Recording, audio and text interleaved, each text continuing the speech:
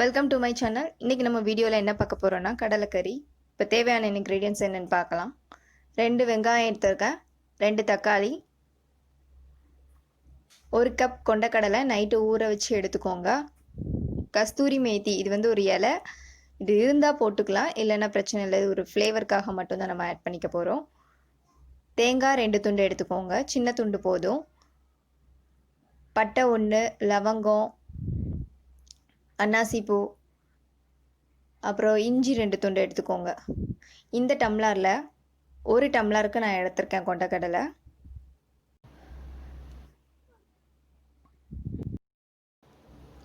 நாட்டு கொண்டக்கடலை தான் நான் எடுத்திருக்கேன். குக்கரில் போட்டுடலாம். இதை ஒரு 6 இல்லைன்னா 7 விசில் வர்ற மாதிரி வச்சுக்கோங்க. 1 டம்ளர் தண்ணி விட்டுக்கலாம்.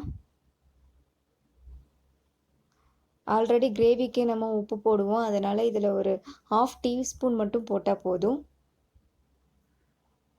ஏன்னா கொண்டக்கடலையில் உப்பு சேரணும் அப்படிங்கிறதுக்காக தான் இதில் நம்ம 1/2 டீஸ்பூன் போடுதோம். இல்லைன்னா உப்பே இல்லாத மாதிரி ஆயிரும், நம்ம வந்து அதோட கிரேவியோடு சேர்த்து சாப்பிடும்போது. அதனால் ஒரு 1/2 டீஸ்பூன் மட்டும் நீங்கள் போட்டுக்கோங்க.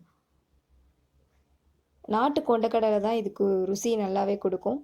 அதனால் பெரிய கொண்டக்கடலையை வாங்காமல் நாட்டு கொண்டக்கடலையை நீங்கள் வாங்கிக்கோங்க.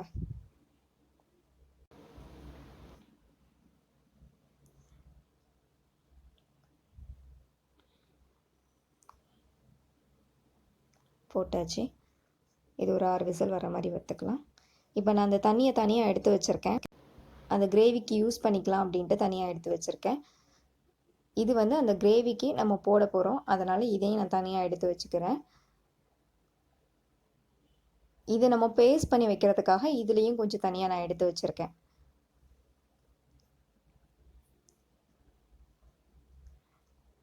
வெந்துருச்சு. இப்போ இதை வந்து நம்ம பேஸ்ட் பண்ணி வச்சுக்கலாம். தண்ணி எதுவும் விட வேண்டாம், நம்ம அப்படியே கொஞ்சம் பேஸ்ட் பண்ணி வச்சுக்கலாம். அப்போ தான் கொஞ்சம் நல்லா மசியும், அதனால் அப்படி பண்ணிக்கலாம்.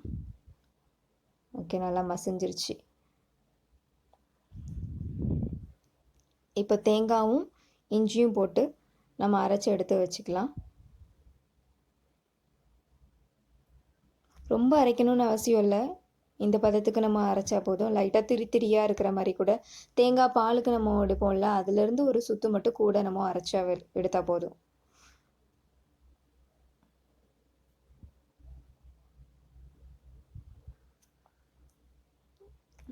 டூ டேபிள் ஸ்பூன் ஆயில் விட்டுக்கோங்க. கடலெண்ணெய் போதுமானது. இப்போ எடுத்து வச்சுருக்க பட்டை, கிராம்பு, அன்னாசிப்பூ அதெல்லாம் ஆட் பண்ணிக்கலாம்.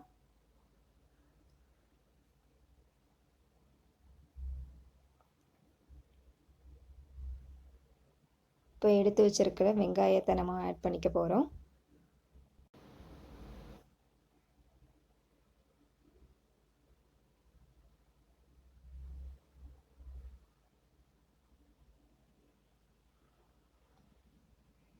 வெங்காயம் கொஞ்சம் வதங்கினதும் நம்ம தக்காளி ஆட் பண்ணிக்கலாம். வெங்காயம் வதங்கட்டும், நம்ம வெயிட் பண்ணுவோம்.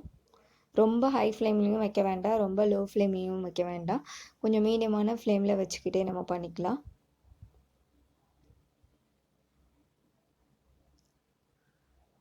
வெங்காயம் வதங்கினதும் நம்ம தக்காளியை ஆட் பண்ணிக்கலாம். தக்காளி வந்து சின்ன சின்ன பீஸாக தான் நறுக்கணும்னு இல்லை, கொஞ்சம் மீடியமான பீஸ்லேயே கூட நறுக்கிக்கலாம். ஏன்னா நீங்கள் வந்து திருப்பியும் நீங்கள் குக்கர் வைக்க வேண்டியது இருக்கும், அதனால் நீங்கள் மீடியமான ஃப்ளேமில் வச்சுக்கிட்டாலே போதுமானது. நம்ம குக்கர் வைக்கும்போது அது நல்லாவே இன்னும் கொஞ்சம் கூட மசிஞ்சிரும், அதனால் ரொம்ப பொடிசாக தான் நறுக்கணும் அப்படின்ட்டு அவசியம் இல்லை.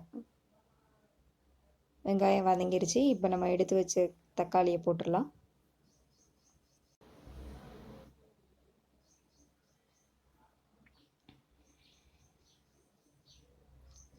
தக்காளி வதங்கினதும் சில்லி பவுடர் ஆட் பண்ணிக்கலாம். மிளகாய் தூள் 2 டேபிள் ஸ்பூன் ஆட் பண்ணிக்கோங்க. நான் கொஞ்சம் கலர் கொடுக்கும் அப்படிங்கிறதுனால காஷ்மீரி சில்லி ஆட் பண்ணியிருக்கேன் 2 டேபிள் ஸ்பூன்.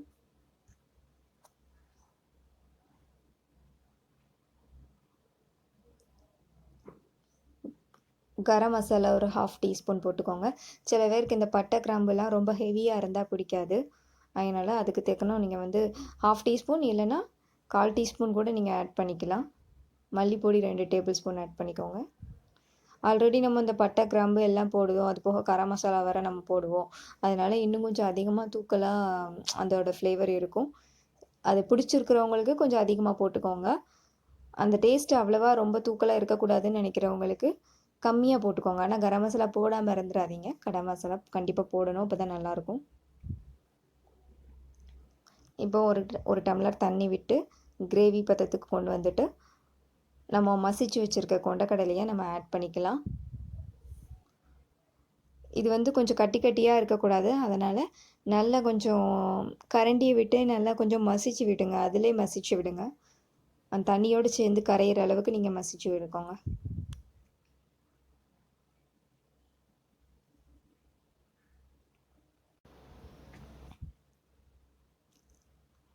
அதை மசிச்சு விட்ட பிறகு நம்ம அரைச்சி வச்சுருக்க அந்த தேங்காய் விழுதையும் நம்ம ஆட் பண்ணிக்க போகிறோம்.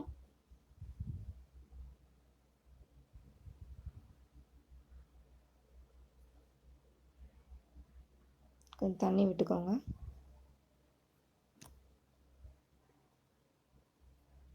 இப்போ கொண்டக்கடலையை ஆட் பண்ணிக்கலாம்.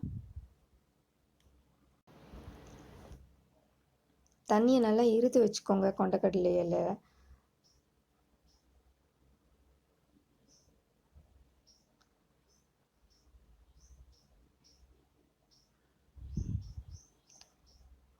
இப்போது ஒரு 1/2 டீஸ்பூன் உப்பு போட்டுக்கோங்க.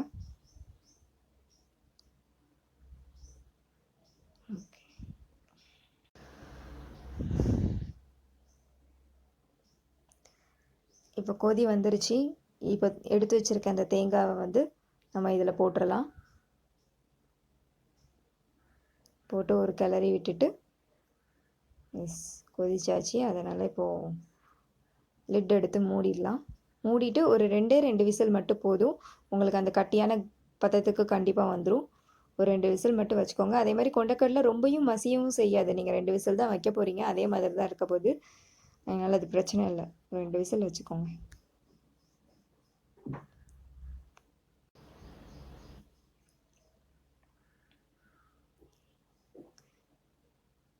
இப்போ எடுத்து வச்சுருக்க அந்த கஸ்தூரி மேத்தியை வந்து ஆட் பண்ணிக்கலாம். அது இல்லைன்னா 2 கொத்தமல்லி கூட நீங்கள் ஆட் பண்ணிக்கலாம். அதுவும் நல்லா தான் இருக்கும்.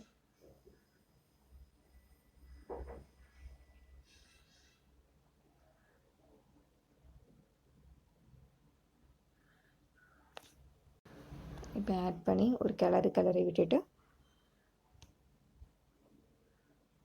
இப்போ சர்வ் பண்ணிடலாம். ருசியான அருமையான கொண்டக்கடலை தயார். நிச்சயமாக உங்கள் வீட்டில் இதை நீங்கள் ட்ரை பண்ணி பாருங்கள். ட்ரை பண்ணி பார்த்துட்டு கமெண்ட் செக்ஷனில் எனக்கு கமெண்ட் பண்ணுங்கள். நாங்கள் அப்லோட் பண்ணுற வீடியோ உங்களுக்கு பிடிச்சிருந்தா லைக் பண்ணுங்கள். உங்கள் ஃப்ரெண்ட்ஸ் எல்லாருக்கும் ஷேர் பண்ணுங்கள். எங்கள் சேனலை சப்ஸ்கிரைப் பண்ண மறந்துடாதீங்க. தேங்க்யூ.